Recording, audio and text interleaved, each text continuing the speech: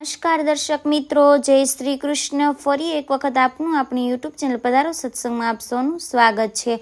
તો દર્શક મિત્રો, આજના વિડીયોમાં આપણે વાત કરવાના છે શરદ પૂર્ણિમાને વર્ષની સૌથી મોટી પૂનમ માનવામાં આવે છે, કારણ કે તે દીપાવલી પહેલાં આવવાની છે અને આ પૂનમનું ઘણું ખાસ મહત્વ હોય છે।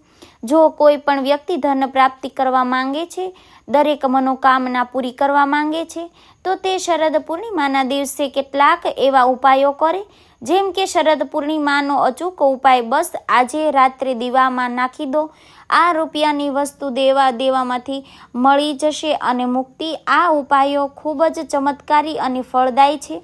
તેથી તમને જણાવી દઈએ કે જે દુનિયાભરના જ્યોતિષ હોય છે, તાંત્રિક હોય છે, તે બધા વર્ષની સૌથી મોટી શરદ પૂનમની રાહ જોતા રહે છે, કારણ કે આ કોઈ સામાન્ય પૂર્ણિમા નથી અને આ દિવસે કરેલા દાન પુણ્યથી લાખો અને કરોડો ગણો લાભ પ્રાપ્ત થાય છે। એવું માનવામાં આવે છે કે તમે સવારે ઉપાય કરશો તો તમને સાંજે ફળ મળી જશે, કારણ કે તે ખૂબ જ ચમત્કારી હોય છે। કારણ કે માતા લક્ષ્મી સ્વયં ધરતી પર આવે છે અને પોતાના ભક્તોની દરેક કષ્ટ મનોકામના ઈચ્છા પૂરી કરે છે। આથી ભાઈઓ તથા બહેનો, જો તમને આજનો આ વિડીયો પૂરો જોઈ લીધો તો માની લો કે તમારા જીવનમાં પર કોઈ ગ્રહણ નહીં લાગે, તમારી કોઈ મનોકામના ઈચ્છા પૂરી થશે। વેદો અને પુરાણોમાં જણાવવામાં આવ્યું છે કે જે શરદ પૂર્ણિમાનો દિવસ ખૂબ જ ખાસ ઉત્તમ મનાવવામાં આવે છે અને આ દિવસે કેટલાક એવા સરળ ઉપાય કરી લેવાથી જ તમને લાભ પ્રાપ્ત થશે।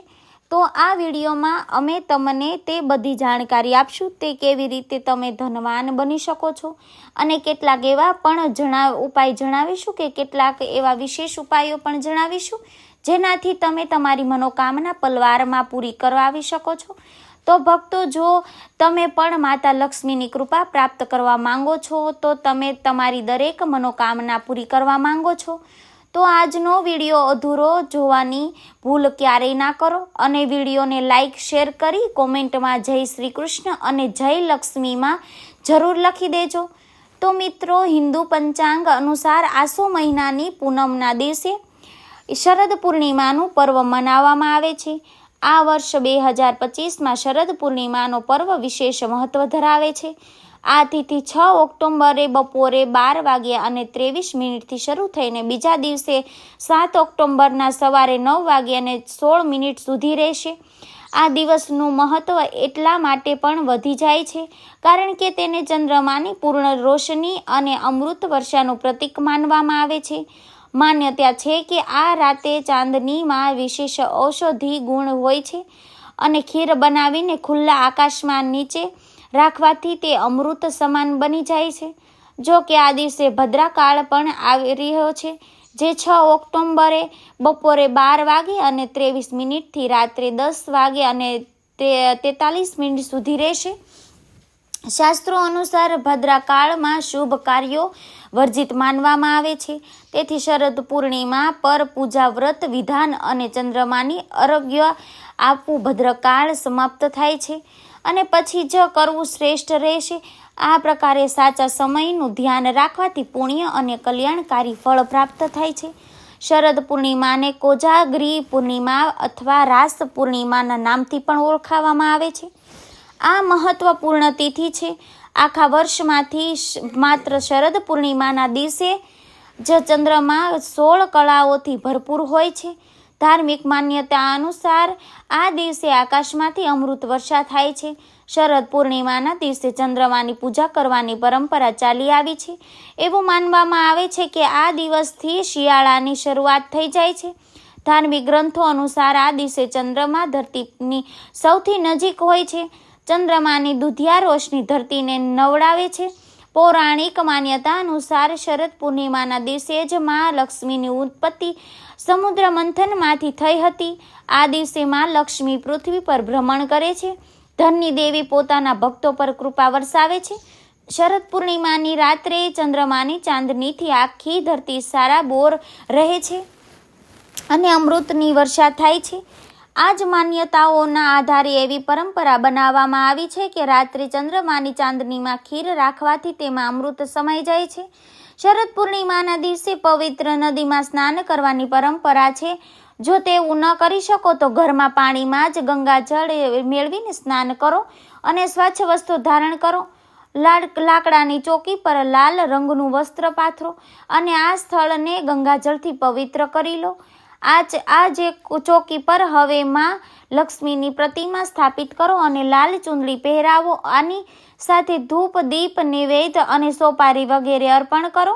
માં લક્ષ્મીની પૂજા કરતા તેમનું ધ્યાન ધરતા લક્ષ્મી ચાલીસાનો પાઠ કરો અને સાંજે ભગવાન વિષ્ણુની પૂજા કરો અને તુલસી માના છોડ પાસે ઘીનો દીવો પ્રગટાવો. આની સાથે ચંદ્રમાને અર્ધે આપો અને ચોખા અને ગાયના દૂધની ખીર બનાવીને ચંદ્રમાની રોશનીમાં રાખો. કેટલાક કલાકો માટે ખીર રાખ્યા પછી તેનો ભોગ લગાવો અને આ પ્રસાદના રૂપમાં આખા પરિવારને ખવડાવો. નારદ પુરાણ અનુસાર એવું માનવામાં આવ્યું છે કે આ દિવસે લક્ષ્મી માં પોતાના હાથમાં વર અને અભય લઈને ફરે છે. આ દિવસે માં લક્ષ્મી પોતાના જાગતા ભક્તોને ધન અને વૈભવના આશીર્વાદ આપે છે. સાંજે સોના, ચાંદી અથવા માટીના દીવાથી આરતી કરવામાં આવે છે. આખી રાત મહાલક્ષ્મીનું ધ્યાન અને પૂજા અર્ચના કરનાર ભક્તને લક્ષ્મી માના વિશેષ આશીર્વાદ પ્રાપ્ત થાય. તો ચાલો હવે જાણી લઈએ કે તે કયા ઉપાયો છે જે કરવાથી લાભ જ લાભ થાય છે. ધન દોલતનો લાભ થાય છે, ઐશ્વર્ય આવે છે, આપણા ઘરમાં સુખ સમૃદ્ધિ આવે છે અને નવી નવી સફળતાઓ પ્રાપ્ત થાય છે. અને કેવી રીતે તમે તમારા જીવનમાં ધનવાન બનવા માટે આ સરળ ઉપાયો જરૂર કરી શકો છો, જે માત્ર અને માત્ર શરદ પૂર્ણિમાના દિવસે જ કરવામાં આવે છે. તો ચાલો જાણી લઈએ આ કયા ઉપાય છે જેનાથી વ્યક્તિ ખૂબ જ જલ્દી ધનવાન બની શકે છે. અને દરેક વ્યક્તિ આ ઉપાયો કરી શકે છે. દરેક માતા બહેન આ ઉપાયો સાચા હૃદયથી, સાચા તન, મન, ધનથી અને મનથી કરે છે તો તેની દરેક મનોકામના, ઈચ્છા ખૂબ જ જલ્દી પૂરી થઈ જાય છે. અને કોઈ પણ મનોકામના કેમ કે ન હોય ખૂબ જ જલ્દી પૂરી થઈ જાય છે. અને પ્રિય ભક્તો, તમને જણાવી એક એવા જે શુભ સંયોગ પણ બની રહ્યો છે. આજ દિવસે શરદ પૂર્ણિમા પર સ્વાર્થ સિદ્ધિ યોગનું નિર્માણ થઈ રહ્યું છે. સર્વાર્થ સિદ્ધિ યોગ સવારે 6:38 થી બીજા દિવસે સવારે 6:31 સુધી રહેશે. માન્યતા છે કે આ યોગમાં કરેલા કાર્યોમાં જાતકને સફળતા મળે છે. મિત્રો, હવે જાણીએ શરદ પૂર્ણિમાને અચૂક ઉપાય. બસ આજે ઘી દીવામાં નાખી દો. આ 2 રૂપિયાની વસ્તુ દેવામાં મળી જશે મુક્તિ. આ ઉપાય અનુસાર તમારે 4 લવિંગ લેવાના છે. હા, અને તે જ લવિંગ જે ઘરોમાં મસાલા અને મુખવાસના રૂપમાં ઉપયોગમાં લેવામાં આવે છે. આની સાથે જ એક લાલ કપડું લેવાનું છે. તે પછી મહાલક્ષ્મી અને કુબેરજીનું ધ્યાન રાખીને ઘરના પૂજા ઘરમાં બેસીને દેશી ઘીનો જ્યોત પ્રગટાવવાની છે. અને પછી 2 લવિંગના જોડાને તેમાં નાખી દેવાનું છે. બચેલી 2 લવિંગને લાલ કપડામાં બાંધીને સાચી શ્રદ્ધાથી તેને મહાલક્ષ્મીનું રૂપ માનીને તમારી તિજોરીમાં રાખી દેવાનું છે. બસ તમારે ફક્ત આટલું જ કરવાનું છે. કોઈ મંત્ર નહીં, કોઈ તંત્ર નહીં, એવું કરવાનું નથી. માત્ર થોડા જ દિવસોમાં તમારી બધી મનોકામના પૂરી થઈ જશે. અને સૌથી મહત્વપૂર્ણ તો એ છે કે દેવામાંથી મુક્તિ મળી જશે અને તમારી પાસે એટલો રૂપિયો અને એટલો પૈસો આવી જશે કે સંભાળવો મુશ્કેલ થઈ જશે. તમારે 2 વાતનું ધ્યાન રાખવાનું છે કે એક તો એ કે ઉપાય કરતી વખતે તમારે આના વિશે કોઈને જણાવવાનું નથી. અને બીજું એ કે મનમાં ઉપાય પ્રત્યે સાચી શ્રદ્ધા રાખવાની છે. માન્યતા છે કે શરદ પૂર્ણિમા પર મા લક્ષ્મીને તેમની પ્રિય વસ્તુઓ અર્પણ કરવી જોઈએ. આ વસ્તુઓમાં મખાના શિંગોળા, કમળનું ફૂલ, પાનના પાન, સોપારી, ઇલાયચી અને સફેદ કોળી શામેલ કરવાની છે. અને માન્યતા છે કે શરદ પૂર્ણિમાની રાતે સફેદ કોળીઓથી રમવામાંથી અને જે માં લક્ષ્મી પ્રસન્ન થાય છે. માં લક્ષ્મીને પાન અતિ પ્રિય છે, તેથી તેમની પૂજામાં પાન જરૂર સામેલ કરવું જોઈએ. શરદ પૂર્ણિમાના દિવસે માં લક્ષ્મીને અર્પણ કરાયેલું પાન પ્રસાદના રૂપમાં બધા લોકોમાં વહેંચવું જોઈએ. માન્યતા છે કે એવું કરવાથી ઘરમાં બરકતની સાથે સુખ સમૃદ્ધિ આવે છે અને માન્યતા છે કે શરદ પૂર્ણિમાની રાત અમૃત વર્ષા થઈ, તેથી કેટલાક કલાકો માટે ચાંદનીના પ્રકાશમાં કેસરની ખીર રાખવી જોઈએ. રાતે તેને ઉઠાવીને માં લક્ષ્મીને અર્પણ કરવી જોઈએ. પછીથી તેને પ્રસાદના રૂપમાં ગ્રહણ કરવું જોઈએ. શરદ પૂર્ણિમા પર કષ્ટ લક્ષ્મીનું પૂજન ખૂબ જ શુભ ફલકારી હોય છે. આ દિવસે એક સોપારીને કલાવાથી વીંટીને તેને અષ્ટલક્ષ્મીને અર્પણ કરવી જોઈએ અને તે પછી તેને ધનના સ્થાન પર તિજોરીમાં રાખી દેવી જોઈએ. કહેવાય છે કે એવું કરવાથી માં લક્ષ્મીનો ઘરમાં હંમેશા વાસ બની જ રહે છે.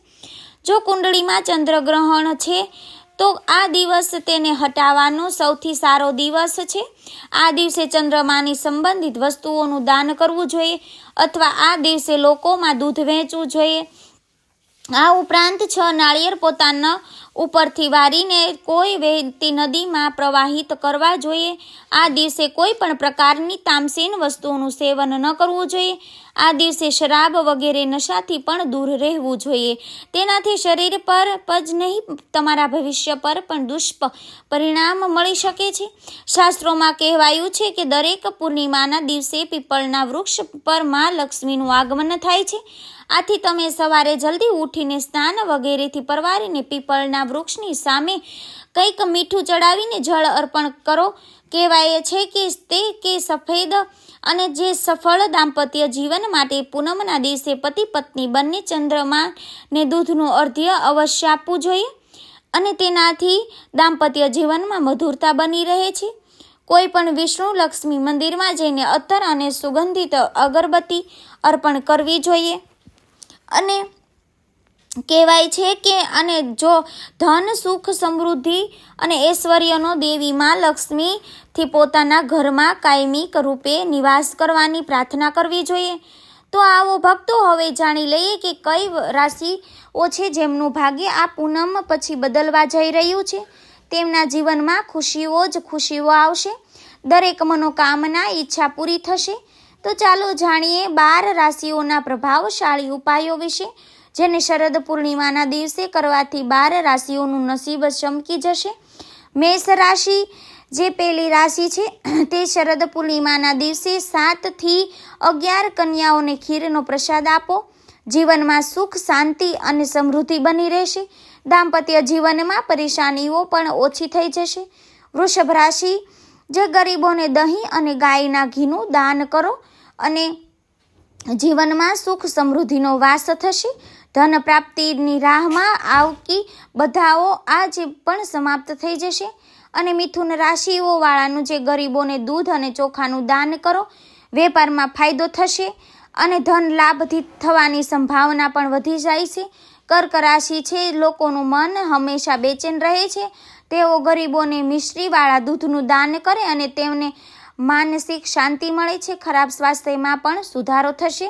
સિંહ રાશિ છે કે જે લોકોની આર્થિક સ્થિતિ સારી નથી, તેઓ કોઈ પણ મંદિરમાં ગોળનું દાન કરે. કુંડળીમાં ગ્રહોની સ્થિતિ મજબૂત થશે, જેનાથી આર્થિક સ્થિતિમાં સ્થિરતા આવશે. કન્યા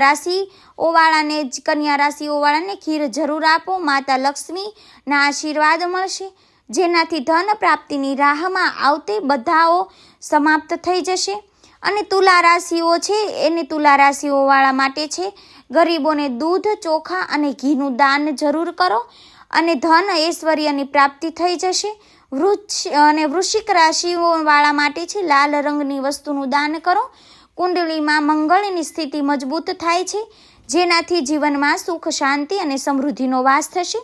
ધનુ રાશિ આ શુભ દિવસે ચણાનું દાન અને દાળનું દાન કરવું જોઈએ, જરૂરી છે.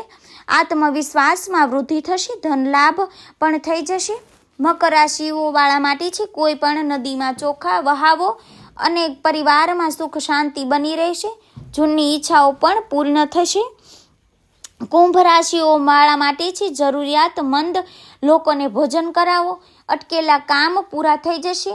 ધન લાભ થવાની પણ સંભાવના વધી જશે.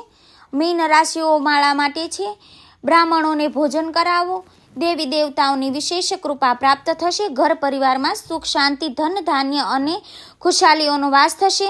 ભક્તો, આ દિવસે ચંદ્રમા પર અને ભગવાન વિષ્ણુ તેમજ માં લક્ષ્મીનું પૂજન વ્રત કથા વાંચવામાં આવે છે. ધર્મગ્રંથો અનુસાર આ જ દિવસે ચંદ્રમાને પોતાની 16 કળાઓથી ભરપૂર હોય છે. પ્રિય ભક્તો, ચાલો હવે જાણીએ શરદ પૂર્ણિમાની પૌરાણિક કથાઓ. મિત્રો, શરદ પૂર્ણિમા સાથે મુખ્યત્વે 2 પૌરાણિક કથાઓ જોડાયેલી છે. ભગવાન શ્રી કૃષ્ણની મહારાસ લીલા અને સાહુકારની 2 દીકરીઓની જે કોજાગરી વ્રત કથા. સૌથી જે પહેલા સાંભળીએ શ્રી કૃષ્ણની મહારાસ લીલા. રાસ પૂર્ણિમા. શરદ પૂર્ણિમાને રાસ પૂર્ણિમા તરીકે પણ ઓળખવામાં આવે છે, કારણ કે આ દિવસે ભગવાન શ્રી કૃષ્ણએ વૃંદાવનમાં દિવ્ય અને અદ્ભુત મહારાસનું આયોજન કર્યું હતું. આસો મહિનાની પૂર્ણિમાની રાત્રે જ્યારે ચંદ્ર પોતાની 16 કળાઓ સાથે સંપૂર્ણ તેજસ્વીતામાં પ્રગટ્યો, ત્યારે ભગવાન શ્રી કૃષ્ણએ પોતાની પ્રિય વાંસળી પર મધુર અને મોહક ધૂન વગાડવાની શરૂઆત કરી. કૃષ્ણના વેણુ નાદમાં એવો જાદુ હતો કે વૃંદાવનની તમામ ગોપીઓ જે કૃષ્ણત્વ પ્રત્યે અન્ય પ્રેમ અને ભક્તિ ધરાવતી હતી, ઘરમાં ચાલી રહેલા તમામ કાર્યો પતિ પુત્ર કોલાજ લોકલાજની પરવાહ કર્યા વિના તે વેણુનાદની દિશામાં દોડી ગઈ. એવું માનવામાં આવે છે કે આ દિવ્ય મહારાસને જોવા માટે સ્વયં દેવતાઓ પણ આતુર હતા. ભગવાન શંકર પણ જ્યારે રાસ જોવા આવ્યા ત્યારે તેમને દ્વાર પર રોકવામાં આવ્યા અને કહેવાયું કે રાસ આ માત્ર ગોપીઓ માટે જ છે. ભોળાનાથે ગોપીનું રૂપ ધારણ કર્યું અને રાસમાં પ્રવેશ કર્યો. તેઓ આજે પણ વૃંદાવનમાં ગોપેશ્વર મહાદેવ તરીકે પૂજાય છે. જ્યારે ગોપીઓ કૃષ્ણ પાસે પહોંચી ત્યારે કૃષ્ણએ યોગ માયાનો ઉપયોગ કરીને એક જ કૃષ્ણમાંથી અસંખ્ય કૃષ્ણ સ્વરૂપો પ્રગટ કર્યા. આ દિવ્ય શક્તિ દ્વારા દરેક ગોપીને એવો અનુભવ થયો કે કૃષ્ણ માત્ર તેની સાથે જ રાસ રમી રહ્યા છે. આ રાસલીલા માત્ર એક નૃત્ય ન હતું, પરંતુ જીવાત્મા ગોપીઓનું પરમાત્મા શ્રી કૃષ્ણ સાથેનું મિલન હતું. આ લીલા દ્વારા શ્રી કૃષ્ણએ નિષ્કામ પ્રેમ અને અન્ય ભક્તિનું મહત્વ દર્શાવ્યું હતું. આ કથા ભક્તિ અને પ્રેમની પરાકાષ્ઠા દર્શાવે છે અને તેથી જ શરદ પૂર્ણિમાને ભક્તો દ્વારા ખૂબ જ પવિત્ર માનવામાં આવે છે. તો ચાલો ભક્તો, હવે બીજી કથા જાણીએ, કોજાગરી વ્રત કથા. શરદ પૂર્ણિમાને કોજાગરી વ્રત કથા તરીકે પણ ઓળખવામાં આવે છે. આ નામ સંસ્કૃત શબ્દ કોતો જાગતરતી અને જાગૃતિ પરથી નામ આપવામાં આવ્યું છે, જેનો અર્થ છે કે કોણ જાગી રહ્યું છે. એક નગરમાં એક ધનવાન સાહુકાર રહેતો હતો, જેને 2 પુત્રી હતી અને બંને પુત્રીઓ દર મહિનાની પૂનમનું વ્રત કરતી હતી. મોટી પુત્રી તે સંપૂર્ણ શ્રદ્ધા અને વિધિ વિધાનથી વ્રત કરતી હતી. નાની પુત્રી તે વ્રત કરતી ખરી, પણ તેમાં શ્રદ્ધા ઓછી રાખતી અને ઘણીવાર વ્રત અધૂરું છોડી દેતી હતી. લગ્ન પછી મોટી પુત્રીને સ્વાસ્થ્ય અને સુખની જે સંતાનોની થયા અને જ્યારે નાની પુત્રીના સંતાનોની જન્મતાથી જ સાથે જ મૃત્યુ પામતા હતા. નાની પુત્રી ખૂબ જ દુઃખી થઈ અને એક સંત પાસે ગઈ અને સંતે તેની સમસ્યા સાંભળીને કહ્યું કે તે અધૂરા વ્રતનું ફળ છે. તેમણે નાની પુત્રીને આસો મહિનાની પૂર્ણિમાની કોજાગરી વ્રત સંપૂર્ણ શ્રદ્ધા સાથે કરવા અને જાગરણ કરવા માટે કહ્યું. નાની પુત્રીએ સંપૂર્ણ ભક્તિ સાથે વ્રત કર્યું, પણ જ્યારે તેને સંતાન થયું તો તે ફરી મૃત્યુ પામ્યું. તે સમયે તેણે યુક્તિ કરી અને મૃત બાળકને પલંગ પર સુવડાવીને તેની મોટી બહેનને બોલાવી મોટી બહેનને આમંત્રણ આપીને તે જ પલંગ પર બેસવા વિનંતી કરી. જેવી મોટી બહેન પલંગ પર બેઠી, તેના વ્રતના પુણ્ય પ્રભાવથી તે મૃત બાળક જીવંત થયું અને આ ઘટનાથી નાની પુત્રીને સમજાયું કે વ્રતમાં સંપૂર્ણ શ્રદ્ધા રાખવી કેટલીક જરૂરી છે. એવું માનવામાં આવે છે કે આ રાત્રે માતા લક્ષ્મી પૃથ્વી પર ફરે છે અને જુએ છે કે કોણ જાગી રહ્યું છે. જે ભક્ત આખી રાત જાગરણ કરીને ભક્તિ પૂજા કે સત્કર્મ કરે છે, તેના પર માતા લક્ષ્મી પ્રસન્ન થઈને ધન વૈભવના આશીર્વાદ વરસાવે છે. આ કથા શરદ પૂર્ણિમાની વ્રતની ભક્તિ અને શક્તિ અને માતા લક્ષ્મીના આશીર્વાદનું મહત્વ દર્શાવે છે. તો ભક્તો, આશા કરીએ છીએ કે આજનો વિડીયો તમને જરૂર પસંદ આવ્યો હશે. આજનો વિડીયો સારો લાગ્યો હોય તો વિડીયોને લાઇક કરી વધુમાં વધુ શેર કરો અને અમારી ચેનલને સબસ્ક્રાઈબ કરવાનું ભૂલશો નહીં. વિડીયોમાં અંત સુધી જોડાવા માટે આપ સૌનો ખૂબ ખૂબ આભાર. જય શ્રી કૃષ્ણ. ધન્યવાદ.